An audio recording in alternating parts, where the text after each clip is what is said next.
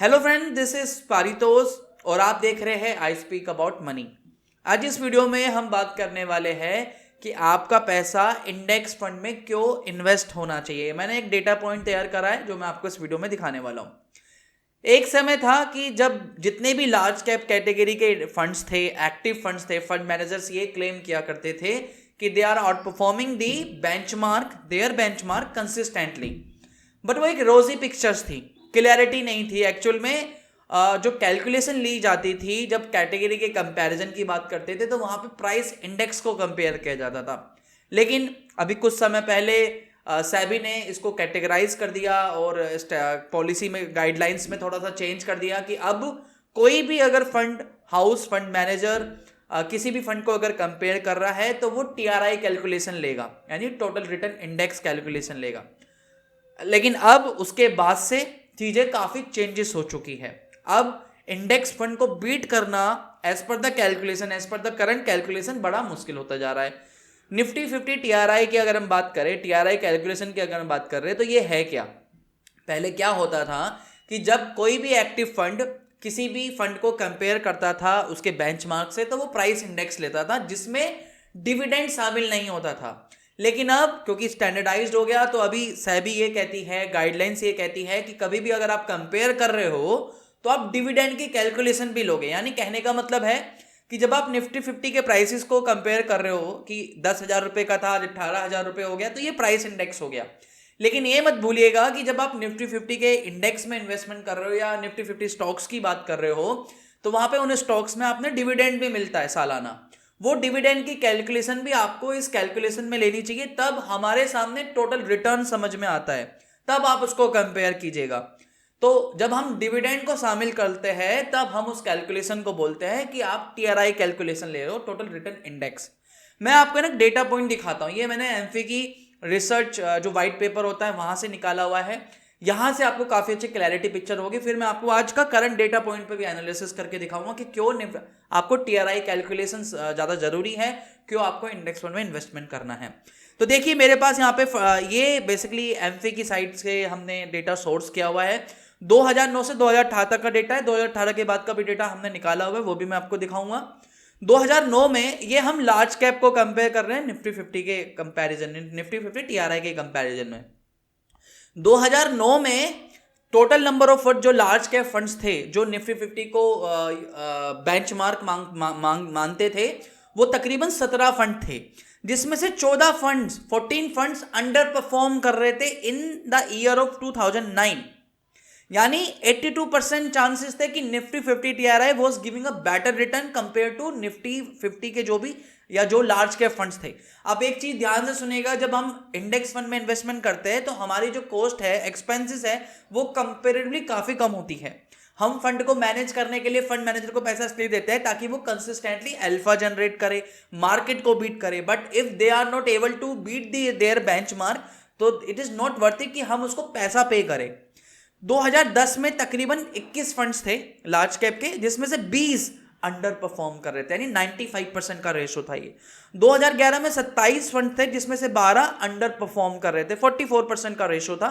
2012 में 29 फंड्स थे और 19 फंड ऐसे थे जो अंडर परफॉर्म कर रहे थे। मैं ये नहीं कह रहा कि सारे के सारे large cap fund alpha generate नहीं कर रहे थे, लेकिन majority of large cap funds को बीट करना, इंडेक्स को बीट करना बड़ा मुश्किल था, हो रहा था। और अभी इवन कंसिस्टेंटली भी यही सेम साइकिल है।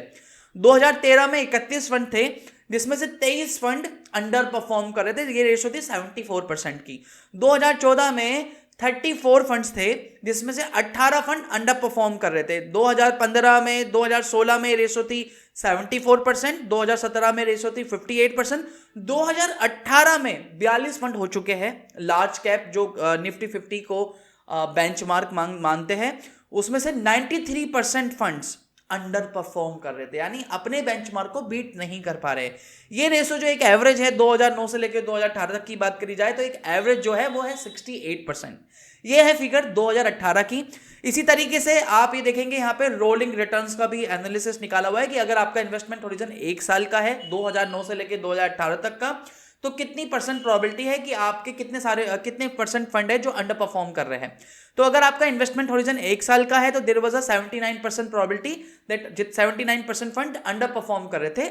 2002 साल का इन्वेस्टमेंट होरिजन है, मतलब आपने 2009 से लेकर 2018 तक कभी भी इन्वेस्टमेंट किया होता, 2 साल के लिए होल्ड कर रहे हो, तो 73% फंड है जो अंडर परफॉर्म कर रहे हैं निफ्टी 50 के टीआरआई कैलकुलेशन के हिसाब से। 3 साल का टेन्योर लेंगे तो 66, 5 साल का टेन्योर है आपका तो 65, 7 साल का टेन्योर है तो 70%, यानी मोटा मोटा तकरीबन 60-65% से ज्यादा फंड है किसी भी टाइम फ्रेम में जो अंडर परफॉर्म कर रहे हैं, जो निफ्टी 50 टीआरआई की कैलकुलेशन को बीट नहीं कर पा रहे। आज से 3 साल पहले सिनेरियो कुछ अलग था, हर फंड अंडर आउट परफॉर्मेंस दिखाता ना अपनी फैक्ट शीट में, क्योंकि वहां पर टीआरआई कैलकुलेशन ली नहीं जाती थी। जब ये सेबी ने डेफिनेशन चेंज करी, गाइडलाइन चेंज करी, तो अब पिक्चर कुछ और है, और एक्चुअल में ये रियल पिक्चर है, क्योंकि टीआरआई कैलकुलेशन के हिसाब से डिविडेंड भी आपको शामिल करना चाहिए।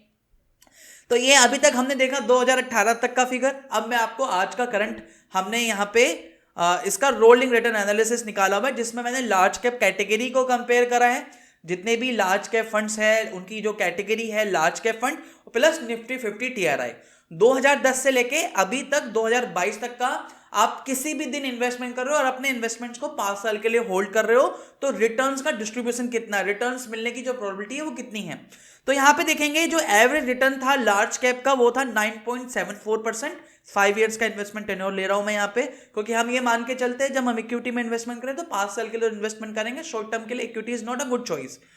निफ्टी 50 टीआरआई में ये एवरेज रिटर्न है 11.87%।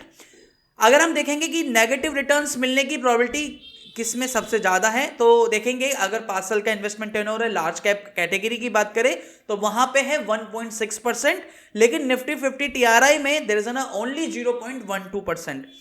8 से 10% रिटर्न मिलने की जो प्रोबेबिलिटी थी वो थी 21.75 लार्ज कैप में, यहां पे है देयर इज 26.29। मेन पॉइंट अब ये है जो आपको देखना है, मैं 12% से ज्यादा रिटर्न मिले, क्योंकि वी एक्सपेक्ट कि हमको कम से कम 12% रिटर्न तो मिले इक्विटी में अगर हम अपना पैसा इन्वेस्टमेंट कर रहे हैं, तो 12% से ज्यादा रिटर्न मिलने की जो प्रोबेबिलिटी थी लार्ज कैप कैटेगरी में फ्रॉम 2010 टू 2022, 5 इयर्स का मेरा इन्वेस्टमेंट टेन्योर है, तो there is only 27% chances in the large cap category that you would be making more than 12% return. मैं यहां पे लार्ज कैप कैटेगरी की बात कर रहा हूं, लेकिन वहीं अगर हम निफ्टी 50 टीआरआई की बात करें, निफ्टी 50 इंडेक्स की बात करें, इंडेक्स फंड्स की बात करें, तो there is a more than 56% probability that you would have made more than 12% return if your investment tenure is 5 years. ये मैं फिर आपको बोलना चाहूंगा गाइस कि ये जो बेसिकली ये कैलकुलेशन ले रहा हूं मैं लार्ज कैप कैटेगरी की, अभी भी काफी सारे एक्टिव फंड्स ऐसे हैं जो अल्फा जनरेट कर रहे हैं, लेकिन majority of large cap funds are not able to beat their benchmark, are not able to beat their index Nifty 50 TRI. ये कैलकुलेशन हम निफ्टी 50 टीआरआई पे लिए, जो आज की करंट कैलकुलेशंस जो हम लेते हैं इंडेक्सेस को कंपैरिजन करते हैं, तो आज की डेट में देखो ये वीडियो बनाने का मोटिव सिर्फ इसलिए नहीं कि इंडेक्स फंड को कंपैरिजन कर रहे हैं हम लार्ज कैप कैटेगरी से। आज भी काफी सारे पीएमएस, मैं किसी प्लेटफॉर्म का नाम नहीं लेना चाहूंगा, लेकिन काफी सारे पीएमएस और पोर्टफोलियो बना के जो आपको बताया जा रहा है, जहां पे कैलकुलेशंस दिखाई जा रही है, कंपैरिजन रखा जा रहा है, वो आज भी प्राइस इंडेक्स को कंपेयर करके आपको दिखाते हैं। एक्चुअल में टीआरआई कैलकुलेशन वहां पे भी नहीं ली जा रही है। तो ये आप ध्यान रखिएगा, आपने ये समझना जरूरी है कि अगर आप किसी चीज को कंपेयर कर रहे हो तो टीआरआई कैलकुलेशन के बेसिस पे करिएगा। अगर आप इंडेक्स को कंपेयर कर रहे हैं किसी पीएमएस से, तो आप सिर्फ प्राइस इंडेक्स पे कंपेयर मत कीजिएगा। इसीलिए इस पूरी वीडियो का जो मोटा मोटा कंक्लूजन है वो ये है कि देखो गाइस, अगर आपके पास एक्टिव फंड्स है, अगर वो कंसिस्टेंटली अल्फा जनरेट करे, इट इज गुड, बट फिर भी still it is a good idea कि आप थोड़ा सा एक्सपोजर इंडेक्स फंड में लगाए। अगर आपका कोई एक लॉन्ग टर्म फाइनेंशियल गोल है, लाइक जैसे मेरा रिटायरमेंट मान लीजिए, तो आपके पास मान लीजिए दो फंड्स हैं, दो में से आपने एक एक्टिव फंड में इन्वेस्टमेंट कर दिया, थोड़ा सा पैसा आपने इंडेक्स फंड में भी लगाना चाहिए, क्योंकि एक्टिव फंड में हमें पोर्टफोलियो चर्निंग करनी पड़ सकती है। वहां पे किसी पर्टिकुलर ईयर में कोई फंड होगा जो टॉप रैंकिंग पे होगा, किसी साल में कोई दूसरा फंड होगा, लेकिन अगर निफ्टी 50 टीआरआई की बात करें, इंडेक्स की बात करें, वहां पे हर 6 महीने में जो भी कंपनी आउट परफॉर्म कर रही है, जिसका मार्केट कैप ज्यादा हो रहा है, वो आपके निफ्टी 50 में शामिल होती है। कुछ कंपनी जो निफ्टी 50 6 महीने के बाद जब ये रिव्यू हो रहा है, वो उनका मार्केट कैप कम होता है, तो वो ऑटोमेटिकली निफ्टी 50 से हट जाती है। तो ये चर्निंग ऑटोमेटिकली वहां पे होती रहती है इंडेक्सेस में। लेकिन यहाँ पे जब हम एक्टिव फंड्स की बात करते हैं तो हर पर्टिकुलर पीरियड के बाद कोई एक पर्टिकुलर फंड रैंक करता है, कोई दूसरा फंड रैंक करता है। कंसिस्टेंटली हर फंड को अल्फा जनरेट करना, कंसिस्टेंटली हर फंड को बेंचमार्क को बीट करना बड़ा मुश्किल होता जा रहा है। ये मैं अपना पर्सपेक्टिव बता रहा हूँ डेटा पॉइंट्स के हिसाब से। आपका मत, आपकी राय अलग हो सकती है, उसमें कोई दिक्कत नहीं है, लेकिन बस मेरा मानना ये और मेरा सजेशन ये है कि आप अगर आप लार्ज कैप कैटेगरी में इन्वेस्टमेंट कर रहे हो तो आपके पास एक इंडेक्स फंड होगा तो एक अच्छा आइडिया है, एक अच्छा अप्रोच हो सकता है आपके लिए। आई होप इस वीडियो से आपको हेल्प मिली होगी कि आपको क्यों इंडेक्स फंड में इन्वेस्टमेंट करना चाहिए। अगर आप पहली बार इन्वेस्टमेंट कर रहे हो, इक्विटी मार्केट में पहली बार कदम रख रहे हो, इट इज मच बेटर कि आप पहले इंडेक्स फंड लीजिए, उसके बाद you can move to large cap category funds, आप लार्ज कैप में जा सकते हो। आई होप इस वीडियो से आपको हेल्प मिली होंगे। अगर ये वीडियो पसंद आई है, नीचे लाइक का बटन है, लाइक जरूर कीजिएगा, चैनल सब्सक्राइब कीजिएगा और इस वीडियो को ज्यादा से ज्यादा लोगों को शेयर कर सकते हैं। हम मिलेंगे फिर एक और नई वीडियो में नए टॉपिक के साथ, तब तक धन्यवाद। वंदे मातरम, जय हिंद।